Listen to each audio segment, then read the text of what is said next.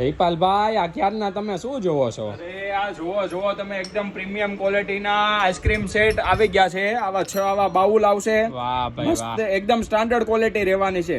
અને 6 આવી ચમચી આવશે એકદમ શેપમાં. આનો શેપ જોવો ખાલી તમે ચમચીનો, એકદમ મસ્ત વસ્તુ છે. અને એની ટ્રે જોવો એકદમ પ્રીમિયમ ક્વોલિટીની રહેવાની છે, આવી શેપ વાળી. તમે જોઈ શકો છો એકદમ સ્ટાન્ડર્ડ વસ્તુ છે આ.